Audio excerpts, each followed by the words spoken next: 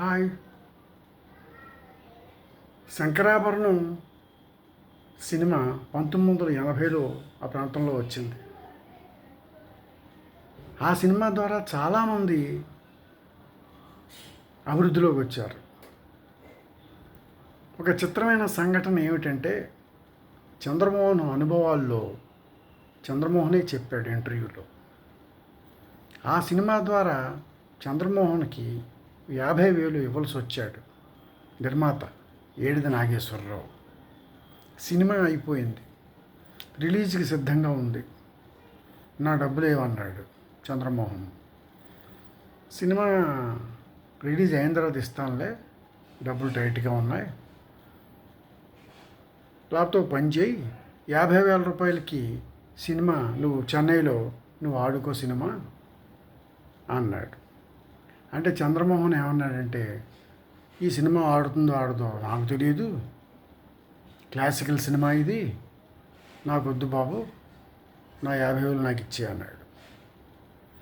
సరే ఏది నాయసరే ఎక్కడొక్కడ చూసి ఇచ్చేద్దాం అనే ప్రయత్నంలో ఉండగా, కలయమాం అనేది ఒక సీనియర్ యాక్టర్ మనకి తమిళియన్లో, ఆవిడ తల్లి పాత్రలు అవి వేస్తూ ఉంటుంది తెలుగు సినిమాల్లో కూడా.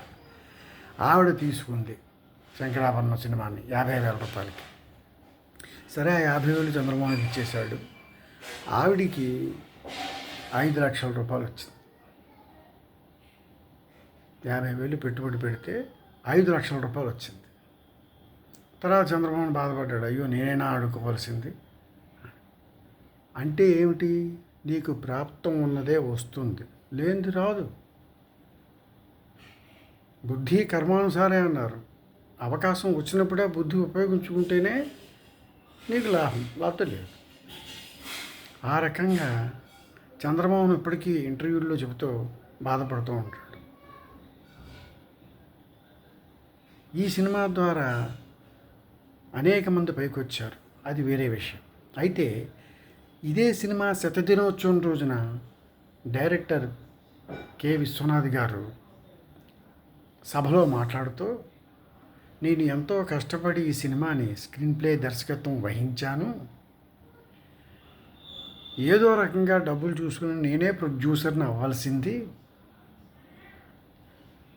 ఎంత హిట్ అవుతుందని నేను కూడా ఊహించలేదని ఆయన కూడా అనుకున్నాడు, మాట్లాడాడు. అంచేత కొన్ని సంఘటనలు అలా ఉంటాయి. సినిమా రంగమనే కాదు, ఏదైనా బిజినెస్ వ్యాపార రంగమైనా ఏదైనా అదృష్టవంతులకి పట్టిందల్లా బంగారం అవుతుంది, కొంతమంది దురదృష్టవంతులకి ఏది కలిసి రాదు. ఆ టైం వచ్చేంత వరకు వెయిట్ చేయవలసింది.